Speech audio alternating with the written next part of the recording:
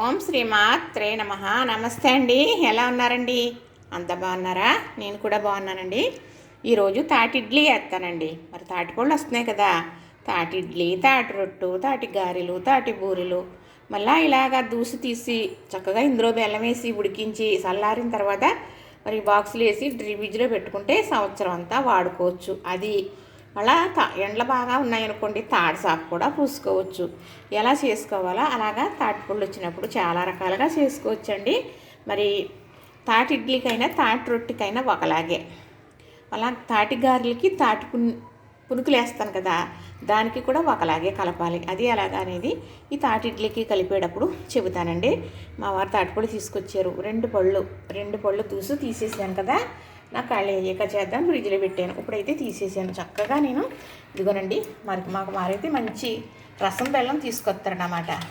అయితే ముక్కలు కొట్టేసి కోరేసి కూరలాగా మరి మిక్సీ పట్టేసి అనమాట ముక్కలు కొట్టింది.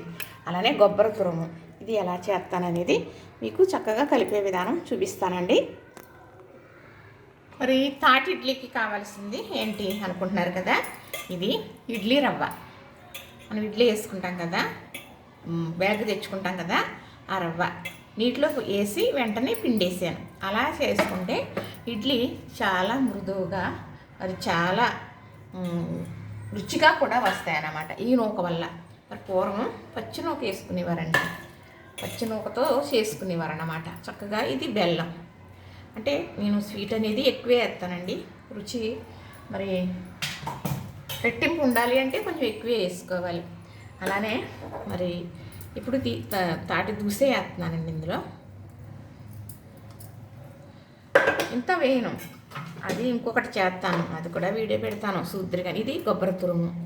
చక్కగా మనం తాటి ఇడ్లీకి రెడీ చేస్తున్నానండి. ఇది ఇప్పుడు ఇలానే ఇప్పుడు ఇలా కలుపుతున్నాం కదా, ఇది రొట్టు కూడా వేసేసుకోవచ్చండి. తాటి రొట్టు కూడా చేసేసుకోవచ్చు మనం చక్కగా. దీంతో ఇడ్లీ వేస్తున్నాను కదా, రొట్టు కూడా చేసుకోవచ్చు.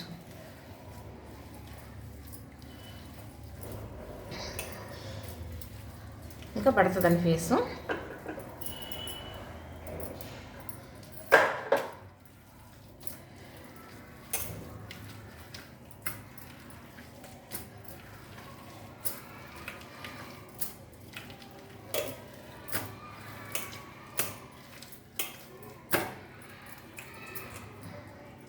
ఇలా కలిపేసాను కదా, ఇప్పుడు ఇలాగ ఒక 10 నిమిషాలు పక్కన పెట్టేస్తానండి. నానుతుంది అనమాట. బాగా నానితే మనకి దూదుల్లాగా వస్తాయి తాటి ఇడ్లీ. ఇప్పుడు చక్కగా 10 నిమిషాలు అయ్యిందండి, నానిపోయింది. మరి చిప్పలు కూడా వేస్తానండి. అంత చిప్పలు కూడా ఇక్కడ రెడీగా పెట్టుకున్నాను అన్నమాట. ఇదిగో కొంచెం నూనె వేసుకుని నెయ్యి వేసుకుని రుద్దుకోవాలి. నేనైతే నెయ్యి వేసానండి. ఇదిగో వేసాం కదా, చిప్పల్లో ఇలా కొంచెం అంటే అంటుకోదులే అంత గమ్మున చిప్పకి, గిన్నెలో కూడా అంటుకోదు. కానీ కొంచెం మంచి రుచి కూడా మనకి కొంచెం రెట్టింపు అవుతుంది అని చెప్పి ఇలా వేసుకుంటాం. సులువుగా కూడా వచ్చేస్తాయి మనకి. తర్వాత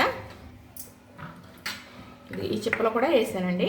ఇప్పుడు ఇందులో కూడా వేసాను నెయ్యి వేసేసి, అంటే ఇంకా ఎక్కువగా మనకు అంటుకోదు, చక్కగా వచ్చేస్తుంది అన్నమాట. పూర్వం ఇడ్లీ మామూలుగా మనం ఇడ్లీ వేసినప్పుడు కూడా ఇలాగా నెయ్యో నూనె రాసేవారండి.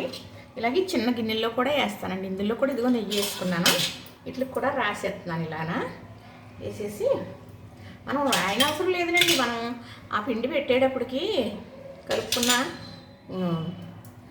తాటిపేసిన పిండి పెట్టేటప్పటికి ఏమవుతుందంటే ఈ నూనె అనేది పైకి వస్తుంది. అది తేమతో ఉన్నదే కదా. చక్కగా ఇప్పుడు చూడండి ఎలా పెడుతున్నానో. అంటే ఎక్కువ పెట్టేసుకుని లావుగా చేస్తే ఏమవుతుందంటే ఉడకవు. తాటిపేసకు చాలా జాగ్రత్తగా చేయాలండి, ఎందుకంటే ఉడకదు. గమ్ముని ఉడకటం కష్టపెడుతుంది అన్నమాట మనల్ని. అందుకు జాగ్రత్తగా చిన్న మంట మీద పెట్టుకుని దలసరగా వేసుకోకుండా రొట్టె అయినా కానీ ఇలాగా ఇడ్లీ అయినా కానీ ఇలాగా కొంచెం తాటగా వేసుకోవాలి. ఉడికితే కొంచెం పొంగుతాయి కదా చక్కగా. ఇప్పుడు ఇలాగా ఈ రేక్ అయితే ఈ ఇడ్లీ వేసాను కదా, ఇలా వేసాను కదండి. ఇప్పుడు చక్కగా ఇప్పుడు ఈ రేక్ పెడుతున్నాను. ఈ కన్నాలు ఇడ్లీ మీదకి వచ్చేలా పెట్టుకుంటే మనకి పిన్ కింద ఉండి మొట్టికి అంటుకోదు అనమాట అండి. అయ్యి మర్చిపోయింది, ఇందులో వేయకూడదు. ఇప్పుడు ఇది చూసారు కదా, చిప్పలో వేస్తున్నానండి. చిప్పలో ఇడ్లీ ఇందులో కూడా కొంచెమే, చిప్ప నిండా వేసేస్తే ఉడకదు. ఇందులో కూడా కొంచెం వేయాలి. ఇదిగోనండి. మళ్ళీ అదిగో ఈ చిప్పలు కూడా వేస్తున్నా.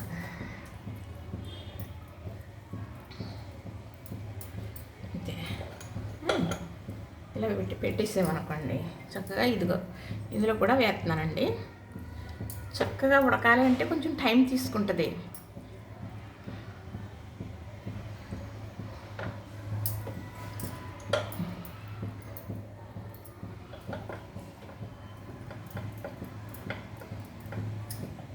ఇలాగా ఉంటే గమ్ముని ఉడుకుతుంది అని. మరి చిన్న గిన్నెల్లో కూడా వేస్తానన్నాను కదండి.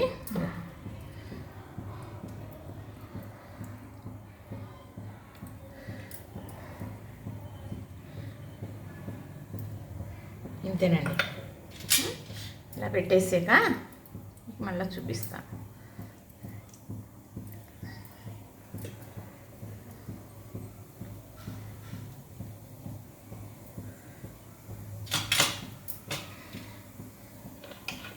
ఇలాగ చక్కగా ఈ పొట్టు గిన్నెల్లో కూడా వేస్తానండి. ప్లేస్ ఉంది కదా, ఇలా పెట్టేయచ్చు.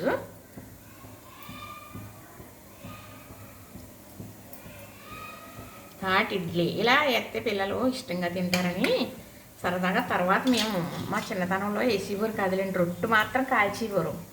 చక్కగా పైన కింద నిప్పులు పోసేసి రొట్టె వేసేవారు, ముక్కలు పోసి పెట్టేవారు చక్కగా. ఇంతేనండి. ఇప్పుడు మనం కుక్కర్లో ఇడ్లీ పాత్రలో పెట్టేసుకుందాము. పెట్టి చూపిస్తాను మీకు. చూసారా, నీళ్లు పొంగుతున్నాయి కదా. ఇప్పుడు జాగ్రత్తగా ఇది ఇలానా పెట్టేస్తున్నానండి. అంతే, ఆవిరి మీద చక్కగా ఉడకనిద్దాం. అది అలా ఉడుకుతూ ఉంటుంది.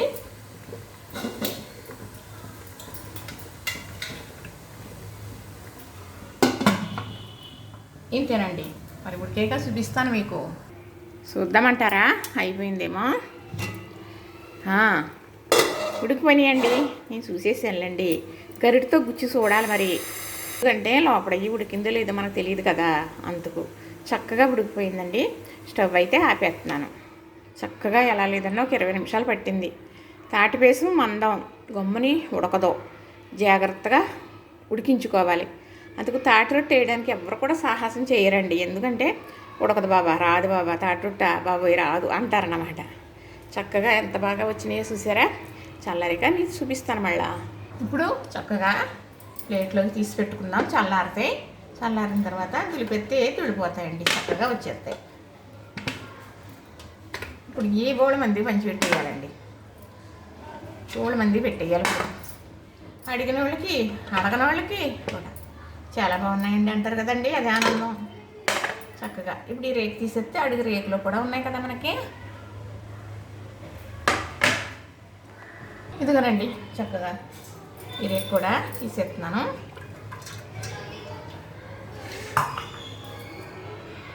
అమ్మయ్య, తాటి ఇడ్లీ రెడీ అయిపోయిందండి. చూసారా చక్కగా.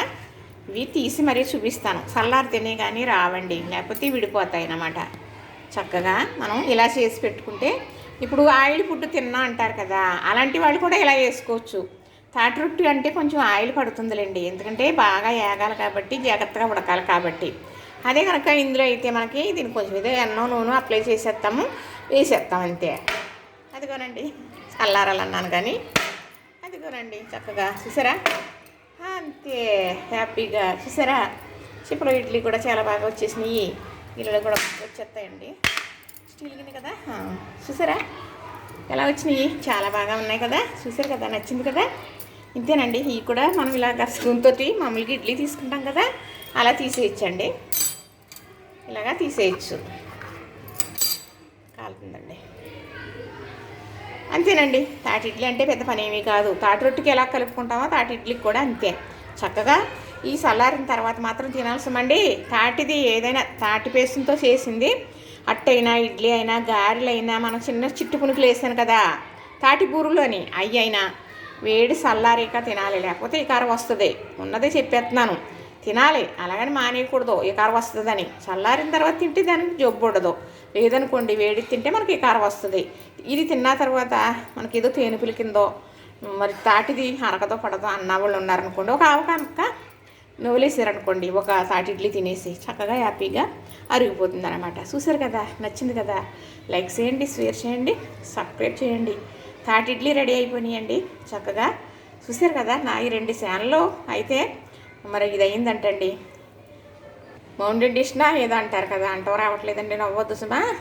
అయితే రెండిట్లోని పెడుతూ ఉన్నాను, చక్కగా చూడండి. ఒకటి ఆనందాల హరివిల్లు, ఒకటి మన సాంప్రదాయాలు వంటలు. అది ముందు పెట్టింది ఆనందాల హరివిల్లు, తర్వాత పెట్టింది మన సాంప్రదాయాలు వంటలు. ఏది అదృష్టం ఉంటే అదే. మరి గోదాట్లో కొట్టిపోయేటప్పుడు ఒక గడ్డి పరక ఆధారం దొరికిందనుకోండి, అది పట్టుకుని బయట గుట్టెక్కేస్తామని ఒక మనసుకు ధైర్యం వస్తుంది కదండి. అదేనండి నేను చేసే పని ఇప్పుడు. చూసారా, నచ్చిందా? లైక్ చేయండి, షేర్ చేయండి, సబ్స్క్రైబ్ చేయండి.